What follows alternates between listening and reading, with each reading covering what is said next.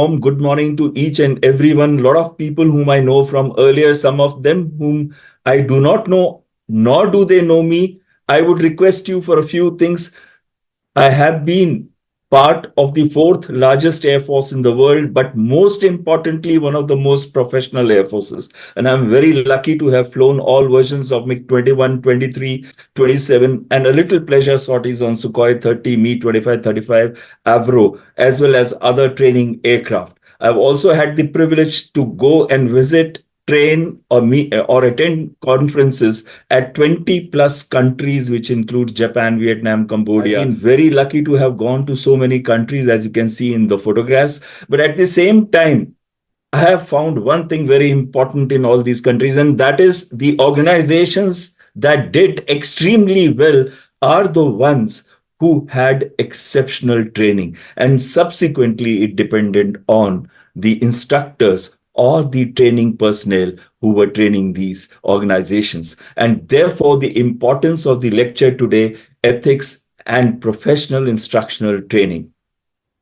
My lecture will be covered under the following headings that are shown on the screen. At the same time, you can stop me at any time. We can discuss the issues, and it will be an interactive session wherein I learn from each one of you.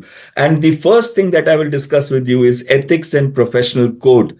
It is nothing but the operating practices carried out to improve two important aspects. First, quality of instruction, and second, safety of operations. What is the difference between teacher and an instructor? Teacher in one person who imparts or who transfers knowledge or skill to a learner. But an instructor is somebody who teaches you a practical skill. And when you teach someone to fly effectively and safely, then you are a flight instructor.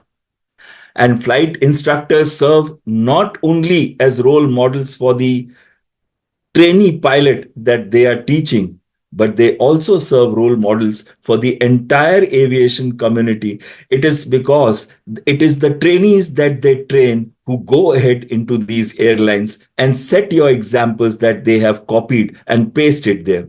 Your example is the one that impacts the safety culture of the entire aviation industry. Now, when I discuss this issue with most of you separately, and I ask you, what should be your relationship with respect to the trainee pilots? A lot of you say we should be like a friend, a colleague, or a trainee pilot itself. That is somebody who's learning from you. But no, your relationship is that of a respected professional and a client. An analogy is that have you ever seen a doctor operate on his own children or near kith and kin? He will never do that, primarily because the friend means that the trainee is not going to take you seriously. And if he has to take you seriously, it is very important that he treats the relationship as that of a respected professional and client. Consider your first experience with the flight instructor. He served as a role model to you, symbol of authority, control. Same way, this trainee also recognizes and respects this authority as valid with respect to you.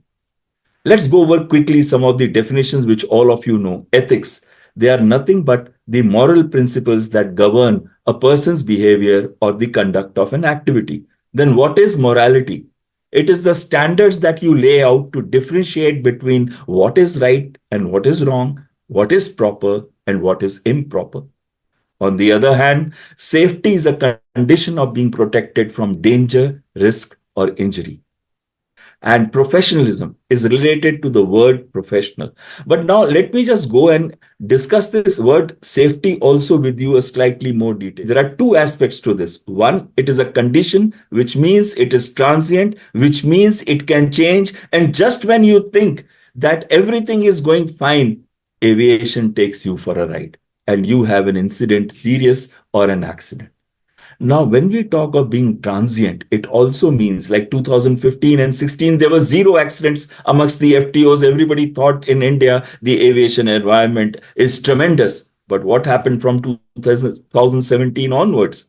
First, there were two accidents in 17, three in 18, 5 in 19, and we have not looked back thereafter. And most of us are competing to be shown as, okay, so you have had a fatal, now let's have a fatal year. And that is what is so worrisome. The next is the word professionalism. It is directly related to the word profession and a professional. Professional is someone who's engaged in a profession and earns his living from that profession. And professionalism means that it is the level of competence or skill that you display when you carry out that job, profession, mission, vision, or that task. It is how you conduct it, what level of competence that you show, that you are then respected as a professional. Most of us would like to be loved, but I would like to be reminded that I was a professional. And that means the highest form of respect that you can give to another individual who's engaged in a profession. So when we talk of responsibilities of instructors, basic responsibility is to teach your trainees to fly effectively and safely. I am addressing to some of the best pilots that I have known in my life who are attending this session. And I'm extremely humbled. I have actually learned flying from people like Rajiv sir when I was young. So when I look at that and I say ki from there till today, if I have come to a stage when I'm discussing issues with you all, so I personally feel that you yourself are great, exceptional. I can also learn something from you. And at the same time, I want only one thing, and that is to turn you from being a great professional to being a legend, where people want to walk on your footsteps. You create and chart the path, and they walk. And that's what I want after this session is over, to aim for the same thing. And one thing very important, I would like to ask a question. What is airmanship? And I would like somebody to describe it to me. Anyone, what is airmanship? Because at this time, I'm unable to see you all.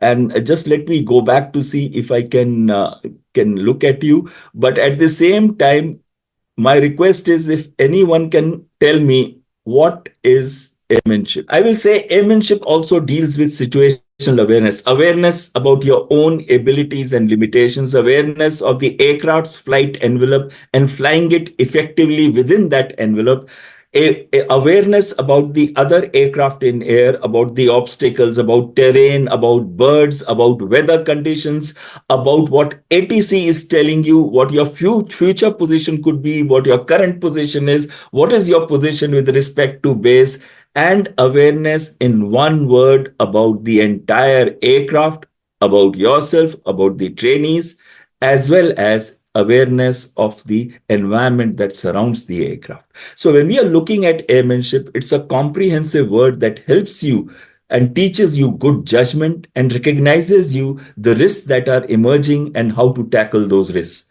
So when we add airmanship to communication, good communication abilities and accurate flying skills, then you will be a legend, and then you will be a great flight instructor whose path the others will tend to follow.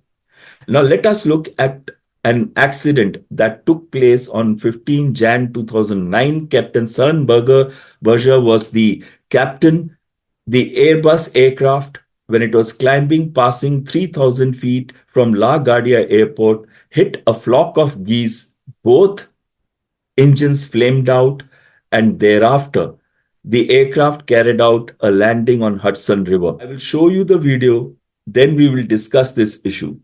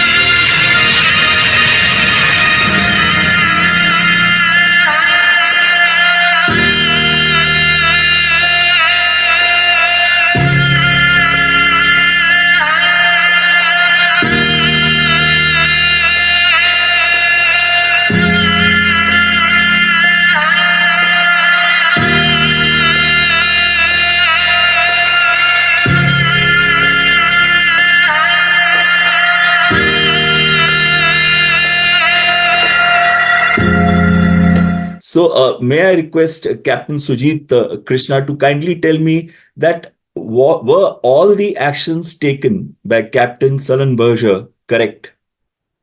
Though he got awarded later, but do you think he could have done something better, or was his airmanship high? The captain decision is good, and he landed in the river to save the passengers, save the because the both the engine on fire. So his decision is good, and his airmanship is also up to marks, in my And opinion. Kavita, Yes, captain's airmanship was good, sir, and the decision taken by them at that point was really good. okay, when the investigation was carried out and they tried it on simulator, they found had he turned immediately, he could have landed back on LaGuardia Airport. Sir, I think whatever they have done it on the simulator, it was Jeez, totally planned, and absolutely. they were expecting this. But when it comes to the actual, that situation was almost different. So I can say that whatever decision he has taken was immediate action. Reaction was come to the pilot decision, and he has Absolutely taken right. the correct action. So, but when they have demonstrated on the simulator, they were planned. So, unplanned Absolutely. and planning is a little different. So, I think, as per my opinion, he has taken the right decision at the right time. Very nice, sir. Captain Buddhi Raja has summed it very well. Pilot reaction was not taken into account when they tried it on a simulator. It would be natural that pilot takes some time to understand what has gone happened and to react towards it by taking the correct action. His reaction after the reaction time, his actions were absolutely perfect. In fact, his call was gonna land at Hudson when he realized he can't make it to LaGuardia Airport at the right time. Angad, are you going to, give your opinion on this? Like, Absolutely. what do you think? What he did was absolutely correct. Sir, absolutely right. Actually, it does take a time for a pilot to understand what is happening in the air, especially when he's faced with an emergency, a situation that he has not faced earlier. He's not ready for it, and it comes as a surprise to him. It takes time for a pilot to understand and react by taking the correct actions. Like he had switched on the APU, he also gave a RT call within 20 seconds and he had commenced his turn thereafter, and he was able to position himself for LaGuardia, but he was not making it. And thereafter, just before 1 minute 20 seconds before landing, he gave a call that he will be landing over Hudson. He carried out a perfect landing and he was the last person to get out of the aircraft. As you could have seen, he was directing everybody. So I think overall, if we take pilot reaction time in mind, the actions were perfect from the Captain Sullenberger. And that is why he's highly respected for his airmanship qualities. So can you see my slide again? Now, I want to come back to safety. Can everybody hear me? Just somebody say yes, and I'll move ahead. Yes, sir. Yes, Okay. we can. So, one Good. thing Yes, important yes, that I we want can. to tell you is that most of our processes are very mechanical in education as well as training. What happens is that when we say there should be proper briefing and debriefing carried out on planned flight lessons, most of the FTOs do carry it out. Some FTOs still don't do it. And those I'll be covering later when we cover in the second part. But at the same time, are we really teaching that pilot what we need to teach him? Because unless he wants to learn, nobody can take a horse to the water and force the horse to drink the water. Nobody can do it. So my request is, like I have been trying to do even in educational institutions in the civil, focus on changing from teaching to learning. What you have to encourage as a great instructor is to encourage the learning process of the individual. When I look at myself, when I was in the Air Force, I did my triple masters remaining in the Air Force, and I did my PhD being in the Air Force. Time that I took out to learn myself, nobody taught me. Similarly, in National Defense Academy, when I got my JNU degree of graduation, nobody taught me. And most of the time we were sleeping in the classes primarily because we were so dead tired after the physical excursions. And thereafter also, if we did well in our education and got 90%, 80% marks in different examinations, it was primarily because the process was on self-learning. Nobody can teach you anything in life unless you want to learn. And the main role of an instructor, a great philosopher, is to be a mentor and a guide and show the path and encourage the person to follow that path and encourage the person to get on to self-learning. Now, like this particular session that I'm carrying out, it's interactive. You have videos, you'll have case studies, you'll discuss role plays, you'll do everything. But at the same time, the learning can only take place if you are part of the process. So let's look at 5 key mistakes which are made by the instructors, which are very. Hi, everybody. It's Nathan and Andrew here from Thrust Flight. Today we're your students.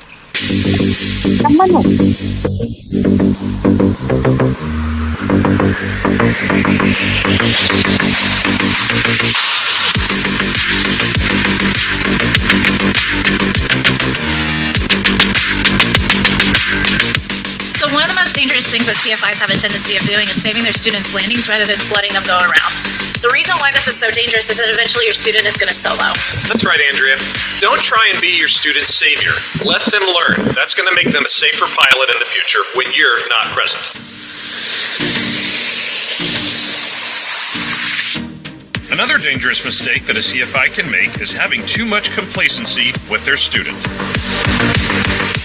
What tends to happen is that CFIs will start to pay attention to things other than what their students are doing.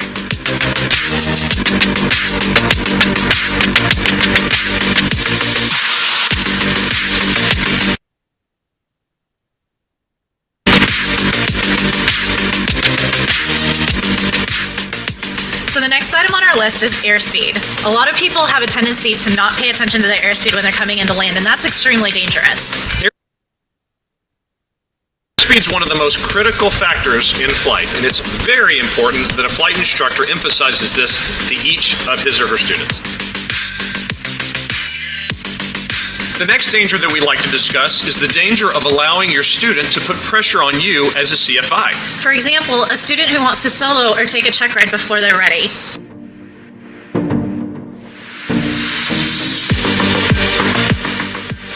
The last thing on our list is not adhering to your own personal minimums. Whether your personal minimums refer to visibility, fuel, or any other portion of your flight, it's important to stick to your personal minimums. They might save your life. First thing is saving landings and not going around. Kindly raise your hand without any fear or favor as to have you done it in your flying or teaching sorties that you fly with your students. Have you not taken over controls and landed the aircraft rather than allow the student to decide that this is not a stabilized approach and that he needs to go around and take the correct go around action? How many of us have been guilty of that? See, there are a few who have raised their hands. That's great, because now that shows we have the courage to learn from this. Now, Captain Karamjeet, what do you think is the right thing to do? I think we should allow the student to do the mistake, and we are there to take the control in case of emergency and allow them to learn instead of taking controls. See, one very nice, ma'am. One very nice thing in this particular aspect is if we can do just one thing, let him take the decision to go around and tell you that he's taking the decision to go around. If he tells you that, and if there is fuel less or if there is time less, then you can say, yes, you should have gone round because this approach is not stabilized. But then if you take over and land the aircraft, it's a different issue. But he should know that he is going to take the decision and that in some of his sorties, you must allow him to go around because he has to learn how to go around before he goes solo. If he doesn't know that action, and that action has to be learned along with the decision. He is going around after every training sortie, in every training approach, but the decision that he has to go around because it is not working and then goes around at that stage is what is the thing that you need to teach. Have we got the differentiation of going around normal and going around when things are becoming unstabilized or destabilized. Right. Captain Mamta has highlighted one very important issue that we need to also, make aware the air traffic control tower that this could happen with the trainee pilots. If we, especially when we are going outside our own airfield for cross-country navigation. Now, I would request my friend Mayank. Now, where are you, Mayank? Yes, we have been together in terms of discussions earlier also. Mayank, what is the criticality of speed? What is the criticality of? Speed. The speed is most crucial, sir. I mean, a very high speed could result in serious problems. For example, in 172, especially we see with the kind of aerodynamic design we have of the airplane has a tendency to float, and the students have been known to do in the 172s and the DA40s a lot of PIOs with higher speeds, and lower speed can conversely have the reverse effect of a stall on the approach or something similar. So maintaining proper speed during the approach is very critical. But then again, a lot of instructors these days have started to have the students chase the speed, especially an approach, which causes a whole different set of problems. And which is why we need to teach them how to fly with their attitude and power setting, especially on the during the last phases of the approach. Very nice, Mayank. You highlighted one very nice aspect, and that was the relationship of attitude with speed. Yesterday, Indigo aircraft touched down with the tail striking the runway surface first. Now, most aircraft, I've flown MiG-23 BNs, and Rajiv sir will stand by me to say that it has just 6 inches of tail clearance. Am I right, Rajiv sir? 100%, 100%. And that used to be the most important thing to do at landing, where you don't touch the tail in MiG 23. Yeah. So now, if I have got thousands of hours on that aircraft, it's a swing wing aircraft, means you could change the position of the wing. For landing, it used to take for landing, it used to be 16 degrees forward. And when it was for, combat, it was 45 degrees. And for running away, it was 72 degrees. So when you're landing at 16 degrees sweep position and with undercarriage down, you could never touch the tail unless your nose wheel touched first. In majority of the aircraft, unless your nose wheel touches first, it is extremely difficult to touch your tail unless you're stalled, and because of that reason, something else happened. Am I right, Kavita? Captain Kavita? Yes, sir. Are we teaching this to the students that your chances of touching the tail are high when the nose wheel bounces and then your tail goes and touches? Now, some of these small aspects get missed out. With the result, these pilots go and in the airlines, they do the same thing, they make the same mistakes. And this is yesterday's incident that I'm talking of. So let's quickly get back into our presentation, and I will again ask you ahead some important issues.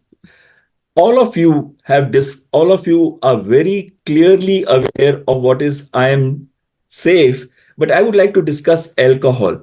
And in this, I would like to discuss the aspect that 0.04% of alcohol is what is required to be. Less than 0.0% is what is required to be as per the regulations. But normally in the airlines, you have 8 hours from bottle to throttle, 10 hours from bottle to throttle, 12 hours from bottle to throttle. But I want to ask you, where is the need to drink if there is going to be flying tomorrow? You need to sleep early. You need to be totally ready and alert, because however much you may get the 6 hours or 8 hours of rest also, even if there is a little amount of alcohol in your blood, your reactions would always be slower because you are partied. Whereas when I come towards the instructional technique, I will tell you this aspect once again. But my request to you is if unless it's a weekend and next day is no flying, or that it's going to be good weather days when it pours and pours for days and days, leave aside those days. But where is the need to drink in case there's going to be flying next day? That is one. Number 2 is, please never drink with your trainee pilots, however experienced they could be. Remember, it's the relationship is that of a professional and a client. Third thing is that in any case, whenever we drink alcohol, and if we have partied, we ourselves have not prepared for the sortie next day. And as I come to the instructional technique, again, I'll be touching on this very key aspect of how do we prepare ourselves to give instructions. So I will just put on my presentation again. Sir, one thing I want to add here Ji, ji, with respect to alcohol. ji. As you said, when you know that you have to fly tomorrow, why calculate hours and drink? Absolutely. Very, very Absolutely. important, because at an instructor level, probably they are, majority of them may be disciplined enough to make a stop at that particular hour or whatever they think that after this is enough. But what is the example we are setting to the students? Will they be able to control like you? They may not. So it is so important. I would really love to have an industry where there's no alcohol. That would be the ideal thing. But if at least as instructors, if we can set that example, that none of the instructors resort to drinking during the flying days, that itself will make a huge difference in the industry. Absolutely true, ma'am. And secondly, now you all are aware that breath analyzer tests have become mandatory. 100% of instructors. You're also aware that to maintain proper records for the same. So kindly do that totally. And now I come to the next and a very important aspect. A lot of times we say follow the training syllabus and ensure students are progressing. When we are talking of follow the training syllabus has been made with great care by professionals such as yourself, and it takes into account the experience level of the trainee at every stage. Therefore, you cannot jump the stages and reach ahead, even if that trainee is an exceptional or born flyer, because he has to have experience of particular level in different exercises before he reaches that particular exercise. So it can't be that one day you see it's raining and it's good weather, pakoda ka time hai, let's have pakodas and tea. At that time, you can't decide ki, okay, abhi next sortie mein instrument flying ke liye chala jata hu. And in that, you are taking a trainee who's never ever reached that stage. And then you go ahead and log instrument flying at the taxiway itself. So I'm going to tell you later that all this has come true when I cover with the DGCA's reports. So my request to you is follow the training syllabus, don't jump. Leave it to the trainee to first understand and learn the peculiarities of that exercise, become proficient, and then only go ahead. Next and important thing is that whenever you go for cross country and you go to some other airfield and when you're going to land, please carry a checklist of all important names and numbers of that place so that when you land, you could tell the ATC for the mooring and be very careful. You need to moor the aircraft, ask for the mooring block or stone, and they will provide you if you ask for it. Secondly, be vigilant and report anything suspicious. You have seen the terror attacks that have taken place in Jammu and some other airfields. Be vigilant. And if you see something suspicious, please report it to the appropriate authority. Third is about drones. The government has, made the drone policy much easier, and there is a production linked incentive scheme. We want to make drones and India as the hub for drones. But up to 50 feet and up to a nano drone, that is less than 250 grams, in uncontrolled airspace, you don't require permission. Remember, in uncontrolled airspace. And for others, up to medium or small drones, up to 200 feet, and then bigger drones up to 400 feet is the limit. Again, in uncontrolled airspace, but you require permission. You require to go to the Digital Sky app platform and take permission for flight. So, and within the aerodrome and up to 5 nautical miles, you cannot fly the drones. So responsibility and the regulator for that is also DGCA. And please ensure that if you see any drone activity when you go and land at another airfield, then you may like to highlight it to the air traffic control. Lastly, avoid special use airspace. Special use airspace is basically where flying activities are confined or curtailed because of the special nature of that airspace and because of the events and activities that are taking place over there. For example, prohibited airspace. Now, you can't fly over Bhabha Atomic Research Center or over Parliament. Or, for example, restricted airspace where the air-to-air bombing, air-to-ground firing, air-to-air combat is taking place. Those places are restricted because when they are hot and active, it is extremely dangerous to fly over there. Like this, the controlled firing area is where small arms fire takes place, where controlled explosions are carried out. An area which may not be marked on the VFR sectional, an area for which NOTAM is also not issued. And you will never come to know if you overfly it. But at the same time, my experience with explosives states that in case a controlled explosion is carried out, sometimes, that is 1 in a million case, the particles or the projectiles which come out of the exploded weapon can go up to heights which are extremely high and can hit something which is flying as 1 in a million probability. So if that projectile has got the name of Ashminder Singh Bahal written, and if I fly over controlled firing area, and if I've been told that there is no problem, you can overfly it, then that will be the day that my name will be marked next to the grave. So what my request to you is, those CFAs you can overfly, and CFAs, there'll be no traffic control that will be, you have to take permission from. But at the same time, it would be greatly advisable if you know of any CFA area, then mark it on your maps and avoid it as far as possible.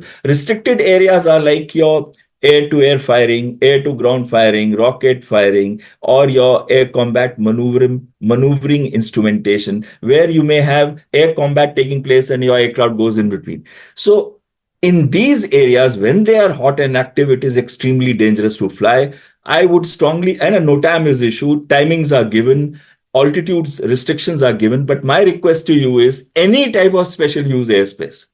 She had said MacPro, any type of special use airspace. My request to you is please avoid it. And if there is no chance and you have to cross over it, then please give a call to the approach control. Though in military operational area, you can carry out VFR flying, don't even try it, because you might find that you may go through the loop of a fighter aircraft. So please, ideally, you should take permission from the control, which is the traffic control, which is exercising its control over there. Ideally, avoid. If you can't, then take permission. We come to environmental issues. It is also your responsibility to mitigate the environmental impact of aircraft operations and minimize the discharge of fuel, oil, and other chemicals into the environment. Please ensure you do not put on the APU for a long period of time. Please ensure adequate drip trays and barrels are available and they are marked with different waste. One could be hazardous, one could be other type of waste. So you have to mark it very clearly, and you review and adhere to the hazardous material handling procedures that you have established for your FTO. And lastly is noise abatement. I would request you, please do not carry out any unauthorized flying, any high-speed flying at low levels over urban areas, over schools, colleges, educational institutions, religious institutions, or places of gathering where people have gathered together for a particular event or activity, unless it's a controlled exercise that you are carrying out with them. I now move on to the instructional part. I went to TACD, that is the Top Gun School of India, and to teach tactics and air combat development. And most of the pupils or the pilot trainees who came initially had thousands of hours of combat experience in terms of simulated combat. And yet we were there to fine-tune their combat and strike capabilities. So we used to fly 2 combat missions a day. So most of the people who were trainees were senior to me, in fact. So we used to fly 2 combat missions and we used to fly 1 instructional technique. So you can see the right side, our families, and you can see in the picture itself that I seem to be the youngest guy. And that really brought me nice times because everybody looked upon me as the baby instructor and I could learn a lot from everyone else. So what did I do in these, when you were training so difficult missions where you're flying and navigating simultaneously? There are simulated enemy aircraft that bounce you. You do air combat, and thereafter you get back on navigation, you get back on time, and you strike a target with your air to ground rockets or your guns or your bombs, and make a time over target of within 15 seconds. So you can imagine the complexity of the missions. How did we do it and how did we attain it? First of all and foremost was the preparation. You will not believe, whatever the trainee took time for preparation, the same time was taken by the instructor. The patterns were as the back of our hand to us, and we had wrote memorized it, so that when we were speaking only the relevant part at the right time.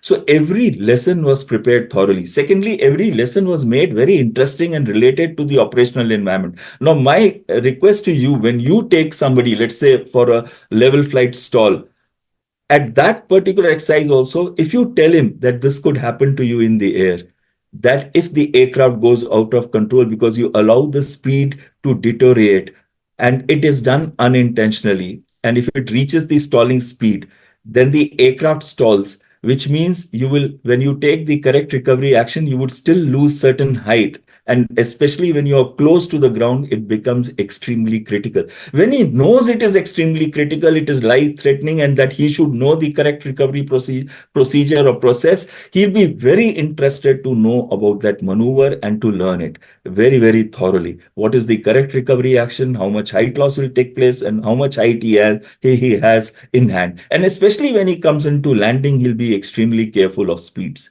So speeds and angle of attacks. So my request to you is make the exercise as interesting as possible. The criticality as you come closer to the ground is extremely important. This I'll again be touching upon when I cover the accidents with you in the next session. So very importantly, there are two aspects of technique of instructional technique. First is whether patter is important, whether flying accuracy, or whether it is both. The both may be important, but at the same time, if your communication abilities are such that you're able to pass the message through to the pupil, then it may be more important than being extremely 0-0. And if you have minor variations also, but you accept the deviation and thereafter correct for it, he may relate to it more. So very nice of you to say that, sir.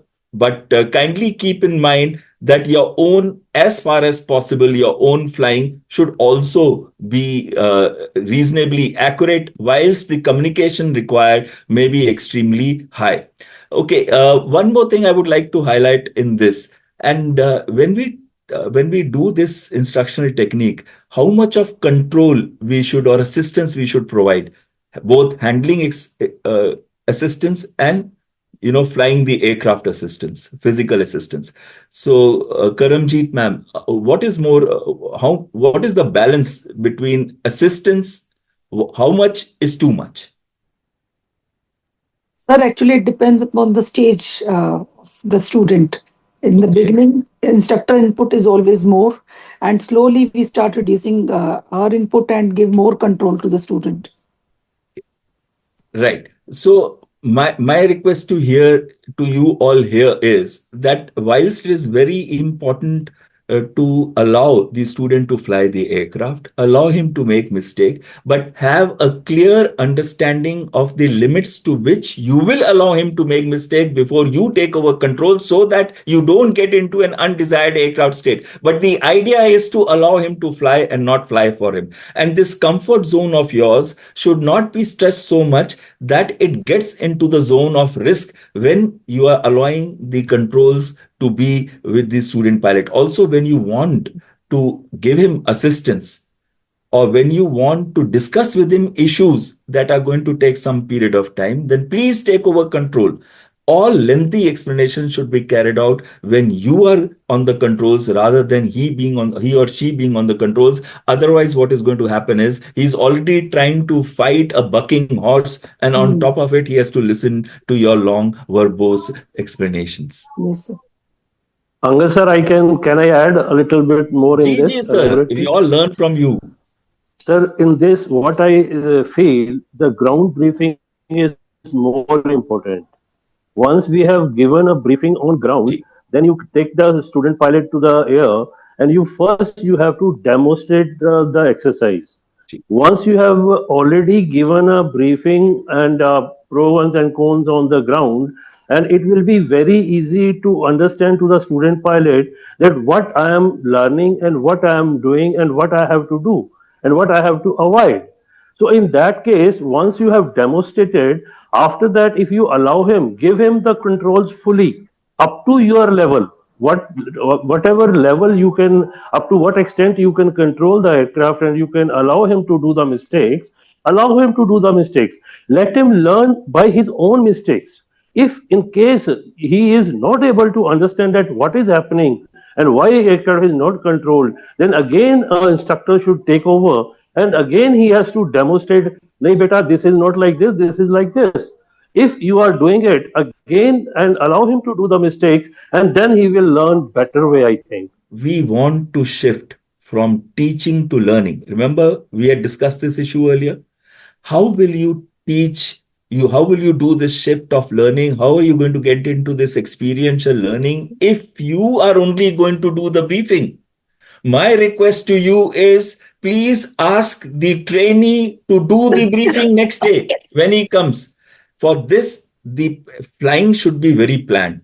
He should know what is going to happen in this whole week, what are the like type of exercises that he's going to carry out, what are the maneuvers, which syllabus sorties are he's going to fly, and he should know at least the next day's syllabus sortie. And thereafter, like in our times, we used to have a chart actually of all the instruments in our rooms, and we used to sit on the chair like I'm sitting, and you can see behind my books. And we used to thereafter, look at it, and eyes closed. We used to look at switches, we used to look at dials, we used to sit in the aircraft that were not flying, go over the checks and procedures. We used to do that blindfold checks, in fact, to see whether Blindfold. our hands are moving and the eyes are coordinating with that. Subsequently, when you actually look at it after you take off the blindfold, and in this, my request is please ask after a first few sorties where you brief and you brief extensively, don't do any shortcuts over there. You please ask the trainee to do the briefing and let him explain the entire maneuver. Let him explain where the backward pressure comes up, where the top rudder comes up. Once he knows that, for that you have to share your pattern with him. Once, and why not share it? Today it is openly available. I can download it from so many places. So why not share your pattern with him? And once you share your pattern with him or her, and once he's prepared for the sortie, once he comes and explains to you how the menu, what is the maneuver, why is it being carried out, how is it being carried out, and when he explains that to you and tells you the finer points, okay, here onwards I'll put on the back, here backward pressure comes up, here the top rudder comes up, or the rudder of the same side comes up depending on the turn. All that he tells you. And when he's telling you this, it's already imbibed in his mind because he's not reading out. So when he goes and flies in the air, your job is 50% over. You are only going to then do the finer points, which means the learning process is on. If one request with folded hands to all instructors, I wish I was as young as you all, except for those of us, those who are very close to my age. But my request to you is, if I was as young as you all, please turn it into a learning experience and not teaching. And if you speak less, I'm not talking in the air or everywhere else where pattern is required. I'm talking of speaking less on ground and making the trainee speak more and make him understand what the mechanics of the maneuver are, whatever that maneuver you are carrying out. You have ensured two things. A, the learning process is going to be very fast in the air, where the mind has to move faster than the aircraft. And B, and very importantly, you just have to fine tune it. So you don't have to put in that 100% effort. And then when you come back from the sortie, debrief is also be done by him. Don't do the debrief. Let him, because it's something like tag debrief. We used to ask the trainees only to do the briefing and debriefing. When he did the debriefing, he had to remember each and everything that he did, which means he was sure in air, I have to remember this because I have to debrief it on ground. And that will improve his learning process like nothing else. So these are the two things. The second tip, and I'm very thankful to Captain Buddhi Raja for bringing this point up. The second and a very important thing, when you go for flying, when you go to the aircraft itself, my request is, you all are great pilots. So carry your checklist. Be thorough professional. Look and do the checks from your checklist. That is one. Number two, when you are about to line up, go over one critical, just follow this few of my tips that I'm giving you. You'll be a legend as an instructor. Let me assure you this. The second tip is just before lining up, go over critical emergency, which would be just either engine failure before, just before unsticking or just after unsticking, which is much more dangerous. Now, once you have gone over a critical emergency or two before lining up, your mind is also clear. Trainee's mind is also clear. You're on the ball. He or she is in the ball. And 63% of the accidents take place in the takeoff and landing phase, and 14% take place in the takeoff phase. So you have killed 14% of the accidents by being on the ball at that period of time. Now, after you get airborne, you go to the sector, you're practicing the maneuvers. Be very careful about ops normal call. Be very careful about the maneuvers that you carry out. Keep orientating him, which side is the base, so that he gets into the habit of airmanship and knows this side is the base, this many kilometers approximately ops normal call.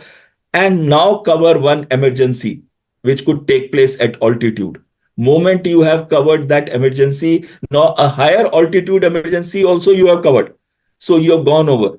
Then when you are returning, before rejoining for circuit and landing, again go over one critical emergency, a destabilized approach, high round off, or a bounce on landing, or a nose wheel touching and thereafter doing the camel ride. So if you have gone over this, what is left thereafter? He's very worried about the speed on the approach, because he knows he's hearing you, and he's listening to you, that criticality of stability of approach, and why when you're coming close to ground, if you have this, then what are the actions to do that, and how to go around in case he has to go wrong. You know, am I right on this? If you just follow these tips, I assure you, you're moving towards becoming a legend. So let us go back to our part. I'm thankful to Sir for bringing this up. There are three phases: explanation phase, demonstration phase, and a post-demonstration phase. Before the explanation phase starts, you have to see whether the individual is intellectually and psychologically ready or not. Then explain to him, what are you going to do? We are going off for a level flight stall. We'll be leveling off at 5 kilometers altitude. Why are you going to do it? You may inadvertently drop your speed to the stalling speed, and the aircraft may go out of control. Therefore, you must know how to recover from it. And especially at lower levels, closer to ground, it will become extremely critical. You may not have the height available for it. How are you going to do it? Now go over the mechanics of that maneuver, and then tell what are the key points to watch out. Remember, it is the angle of attack that matters and not the speed, because you can stall the aircraft at higher speeds in case you are in a turn or a maneuver. So keep this point in mind, in which case your actions have to be that much smarter. So explanation is over. Now you're getting into demonstration phase. Demonstrate and describe simultaneously means you're coordinating what you're speaking and what you're doing. Remember, if your flying is not accurate, or if your indication of a point is coming at a later stage or before, it is not going to create the impact which the trainee needs to understand the criticality.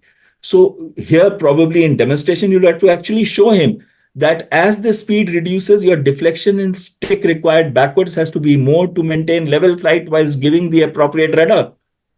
And especially when at the point of stall, you have to say, notice speed, angle of attack, nose drops, wing drops, move the stick centrally progressively forward out of the neutral position, and simultaneously reducing the angle of attack to below 10 units. Notice that the speed starts building up simultaneously as the aircraft recovers. Speed X, wings level to the nearest horizon, speed Y, pull out of the dive, keeping angle of attack not above 10 to 15 units. At the horizon, 10 degrees above attitude, VSI 0, notice height loss. At 25 years back, when I used to do these maneuvers, to today, the logic is very clear. So the understanding is clear. And therefore, and if you make a mistake, then acknowledge the deviation and indicate what you should have done. And then in the post demonstration, again highlight the key aspects. Did you notice that the aircraft stalled at so-and-so speed and so-and-so angle of attack, that it is the angle of attack that governs the stall and not the speed? And it could happen at a higher speed if you are in a turn or a maneuver, that the correct recovery procedure is Rudders lock neutral, stick moving centrally, progressively forward ahead of the neutral position, reducing the angle of attack to 10 units or below. That the height loss is so much that the same height may not be available at lower levels when you carry out the maneuver. Now, whenever you have demonstrated and done the post-demonstration phase, also highlighted the key points, then the practice maneuver should be carried out immediately and early. It should not be that you do the sortie one day and you make the trainee practice on another day. That should not take place. You should speak clearly and deliberately, be accurate in your flying. If there is any deviations, please acknowledge and correct for it. Do not get angry. Remember your time when you clamped up and somebody shouted at you. Do not be hypercritical. First kill the minor points, and then only when improvement has been made in the first kill the major errors. Once only the improvement has been made in the major errors, then start with the minor points. It's only in one case where you become hypercritical, when the pilot is overconfident or arrogant. So if you feel that the person is overconfident, arrogant, and is likely in his solo sortie going to make a mistake or try a maneuver that he's not capable of or experienced to and kill himself, as it happened a few months back with one of the FTOs, if that is where you have noticed either as a flying instructor on a trainee pilot, or you have noticed in an instructor who's doing unauthorized flying, and I'll come back to this when I give you that example and tell you about that FTO also. At that period of time, we will discuss this in greater detail. But if you see anyone displaying overconfidence, please, for heaven's sake, remember there are old pilots and there are bold pilots, but there are no old and bold pilots. So you should be hypercritical with that person so that he does not go and try out maneuvers in the solo sortie, which is incapable of. Secondly, there is a more difficult case wherein there is actually an underconfident person who is nervous, who's got inferiority complex, but he, cloaks it with overconfidence and arrogance. I had one friend who used to say everything I've done is 0-0, the loop is 0-0. And I used to feel when I came back, I knew nothing about flying because my loops and my barrel rolls and my turns were never 0-0. There was always some height loss or some degree of turn, loss or direction loss. So, but later on, I came to realize that he was actually underconfident. And that comes out because of the nervous gestures or mannerisms or the shifty eyes. If you see somebody not looking into your eyes when he's trying to show that he's very confident, then you know it's actually underconfidence. In which case, treat him like underconfidence, where you now praise him for whatever good he does. Identify the mistakes clearly, but don't dwell on it so strongly that the person becomes completely demoralized. And secondly, avoid any signs of apprehension that your hand is very close to the stick or the yoke, that the other person starts feeling nervous. Remember, everybody learns at different pace. It also deals with the culture. He may not be very open, and that person eventually will become a very good pilot. So please follow your trainee's pace of learning and not what you expect from him. Do not carry out any maneuvers with high G that can disorientate a person. Maintain good flying discipline. Like I mentioned to you, go with a checklist and fly only authorized sorties. Present a professional appearance, preferably have an overall, and always follow correct personal habits. Be sincere and maintain calm demeanor when you are flying. Practice safety and accident prevention. It should come out from you. Continue self-professional development and learning. Inspire the student with your personal conduct. Keep the student informed about his future programs and progress. Treat each student as an individual. Give credit where it is due. Criticize constructively. Be consistent. Admit errors. But what you don't do is more important. Never ridicule the student's performance. Never use profanity or Hindi ki galis or English ki galis, especially where a different gender is sitting. Please don't do it. It is not cool. Don't model irresponsible flight behaviors. Don't say one thing and do another thing. Never forget personal hygiene. Remember, it is going to be summer month soon. You'll be sweating. Sometimes your body odor may be offensive to the other person. So use a light cologne. Again, not so heavy that the person faints. Never disrespect the student. Don't demand unreasonable process. Never progress, never set the student up for failure. You do a hard turn, you disorientate him or her, and then say, okay, do this maneuver. And that person doesn't do it, and they say, ये तो तू तो गधा है, तेरे को तो कुछ आता ही नहीं है. There is no need for you to prove yourself. You are good. That is why you are an instructor. Don't correct errors without an explanation of what went wrong. In one sentence, you have to yourself do and conduct the way that you expect the other person to do. Picture abhi baki hai.